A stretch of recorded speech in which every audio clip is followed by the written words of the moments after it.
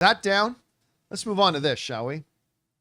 Star Wars Skeleton Crew has been an absolute delight through 3 episodes.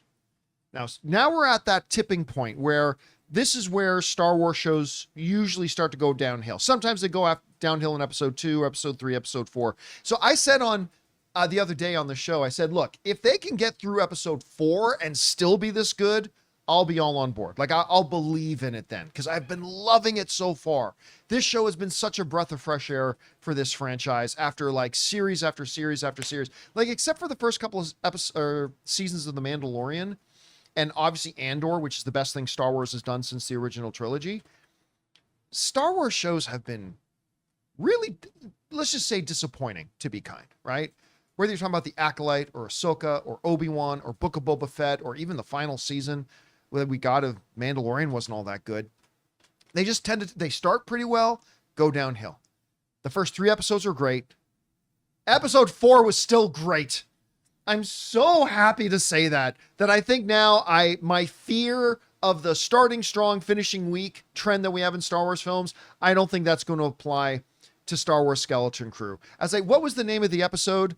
I don't recall. No, at Aden. I think that was the actual name of the episode. Nick Frost is killing it as the voice of Smee, by the way, like so much. Anyway, so much happened in it. So much more of the mystery getting revealed. And we finally got what a lot of fans have been wanting. Our first Neil-centric episode, which made a lot of people very happy. So it also did a couple of really interesting things. First of all, in the last episode, we found out that that At Aden was one of 6 jewel worlds, but the rest of them got destroyed. Well, what does that mean, destroyed? Did the Death Star go there and blow them up? And it gave us a little bit of an insight into that.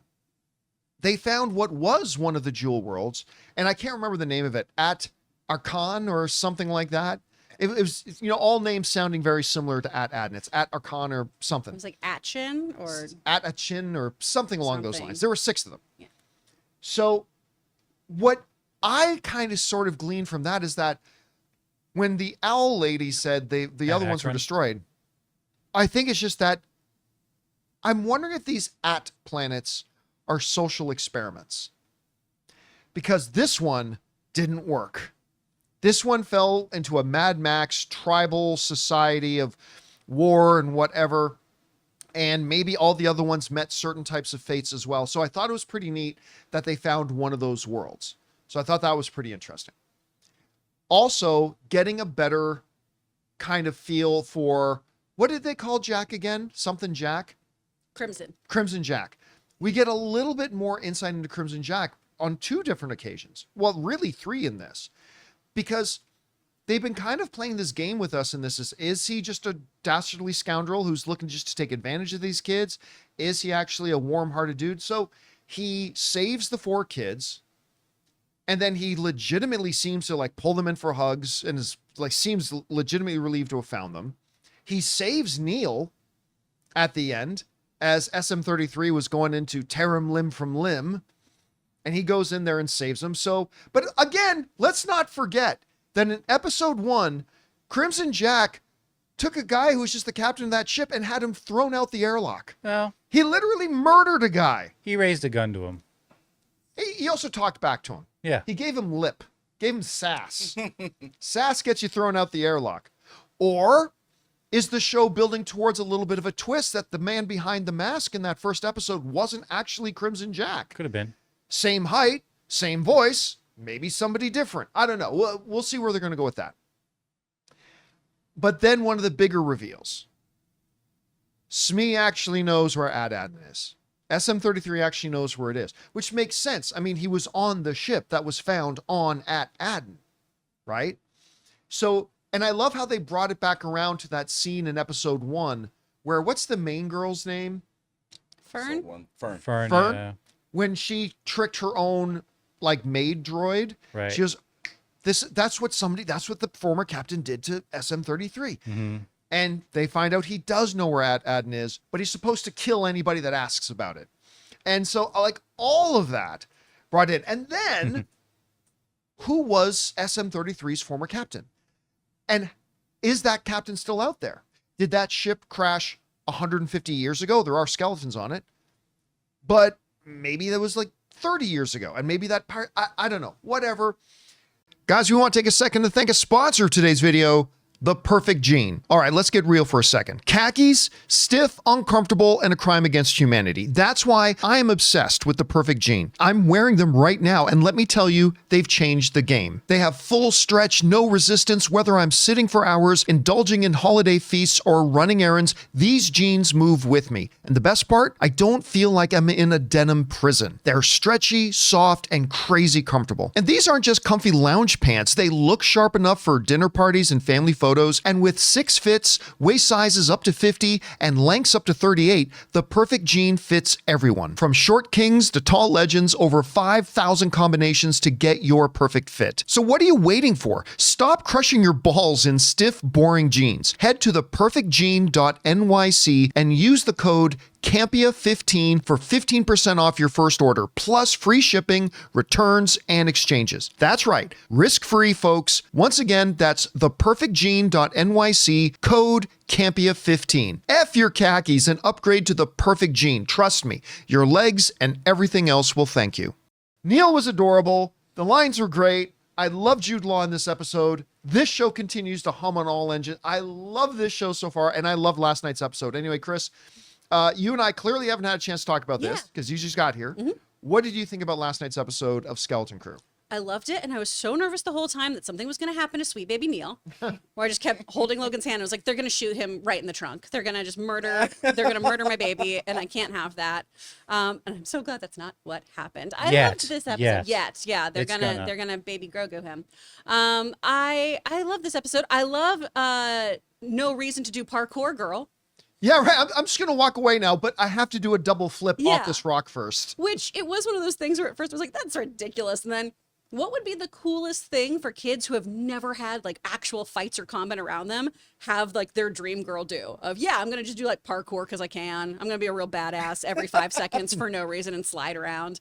I thought there were some really great fun moments in here.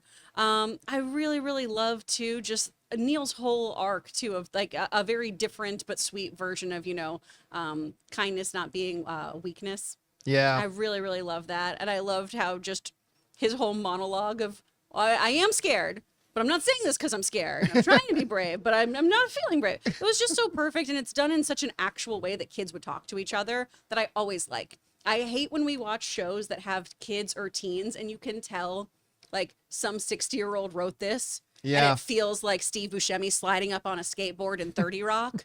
What's up, fellow kids? Yeah, this feels fellow kids. This feels like the way little kids would talk in this kind of universe and interact with things. I know whim sometimes can be a little annoying to some of our audience members, but that's what a little kid would do. I mean, to a degree, He'd be excited about the pew pews. I'd be that stupid all the time, but I I just your felt like kids are older now, man. no, I'm talking about me and thinking back when I was a kid. I was like, I don't know.